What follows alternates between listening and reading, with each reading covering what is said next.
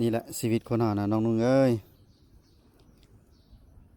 ลิ้นตอนนี้ หรือสิเล่งหาตอนนี้กับบ่ต่างอย่างกันเลย แต่ว่ามันไปต่างกันตอนบั้นปลายชีวิตตอนเท่า ถ้าเราเล่งหาตอนนี้เอาเล่งเฮ็ดตอนนี้เราก็จะสบายตอนเท่า ถ้าคิดว่ากินตอนนี้เฮ็ดตอนนี้กินตอนนี้ไปแล้วก็แล้วก็ตอนเท่ามาสินั่งหาเงินหาคำตอนเท่าอีกบ่คิดเอาเด้อน้องนุ่งเด้อหากว่าอยากสบายตอนเท่าก็เล่งเฮ็ดเล่งหาตอนนี้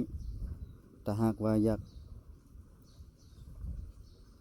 ทุกตอนเท่าเนาะถ้าเท่าก็ยังเลาะหาเงินอยู่ก็ฟ้าวกินตอนนี้ฟ้าวเล่งฟ้าวกินตอนนี้ให้มันแล้วจนในบ่ได้กินเลือกเอาเนาะแนวใดสบายแนวใดทุกข์แนวหน้าแนวยากเลือกเอาชีวิตคนเฮาอย่าลืมได้มันบ่มีหยังแน่นอนได้สิบอกให้ชีวิตคนเฮามันบ่มีหยังแน่นอนเร่งเฮ็ดเร่งหาตอนนี้ก็ดีบ่เร่งเฮ็ดเร่งหาตอนนี้ก็ดีคือกันแต่ก็สังสาเบิ่งเนาะตัวใดมันเสี่ยงกว่ากัน เอาฝากไว้สำนี้เด้อน้องนุ่งเด้อ